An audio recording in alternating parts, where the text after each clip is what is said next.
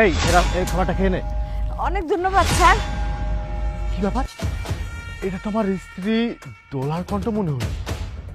কই দেখি তো। কি ব্যাপার, এটা তোমার স্ত্রী দোলা?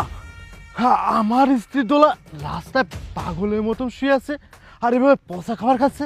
আরে আমি যখন প্রবাসে ছিলাম তখন তো আবার বাবা মা তো বলেছিল জসিমের হাত ধরে নাকি আমার স্ত্রী পালিয়ে গেছে, কিন্তু সে তো বিয়ে করতে তার ভালো থাকার কথা ছিল। কিন্তু আমার স্ত্রী এভাবে রাস্তায় পাগলের মতন শুয়ে আছে, বাসি খাবার নষ্ট খাবার খাচ্ছে। বিষয়টা কি অবশ্যই আমার জানতে হবে, কিন্তু আমি যদি এই অবস্থায় যাই তাহলে তো আমার স্ত্রী তো আমাকে চিনে ফেলবে। না না, আমার মাস্ক পরে যেতে হবে। মাস্ক এই যে।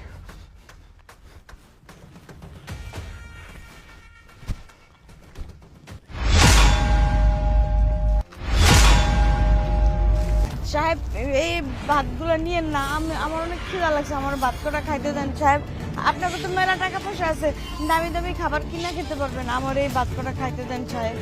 না না, আমি আপনার খাবার নিতে আসি, কিন্তু আপনি এভাবে পাগলের মতো রাস্তায় শুয়ে আছেন আর এই পচা খাবারগুলো কেন খাচ্ছেন? এর নষ্ট ভাত না, এর ভালো ভাত। আর আমার কথা শুনে আপনি কি করবেন সাহেব? আপনি যান, আপনার সময় নষ্ট করা লাগবে না। হাই হাই, এই তো দেখি আমার স্ত্রী। আমি একজন প্রবাসী আর আমার স্ত্রী রাস্তায় এইভাবে পাগল মতন শুয়ে আছে, তা আমার বাসি পচা খাবার খাচ্ছে। না না, বিষয়টা আমার অবশ্যই জানতে হবে, সে আছে রাস্তায় কেন।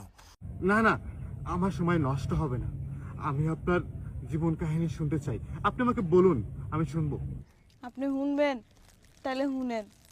আমার স্বামী আমার ভালোবেসে বিয়া করছে, কিন্তু আমার শ্বশুর শাশুড়ি কেউ তার আমার মাইনা নেয় নাই।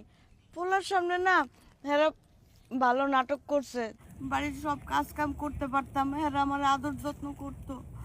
কিন্তু যেই আমার স্বামী প্রবাসে গেল, অমনি আমারে নির্যাতন করা শুরু করছে। আমার ঠিক মতো খাইতে দিত না, পড়তে দিত না, রাত্রে আমার ঠিক মতো ঘুমাইতে দিত না। আমার শাশুড়ি শ্বশুর কইতো আমার হাত পা ব্যথা, আমার হাত পা টিপা দে, যদি তুই এখন আমার হাত পা না টিপা দেস তাইলে তোরে কালকের থেকে খাওয়ান বন্ধ করে দিব, তোর হাত পুরাই দিব, তোর পায়ের নিচ জ্বালাই দিব, জানি তুই হাঁটতেও না পারোস। আমি কি করবো? আমার স্বামীরও কিছু কইতে না করছে, বলছে তোর স্বামীর যদি তুই কিছু কস তাহলে তোর ভাতের লাগে।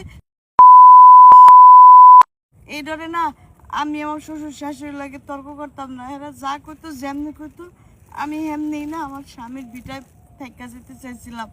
কিন্তু আমার স্বামীরে আমার কথাও কইতে দিত না।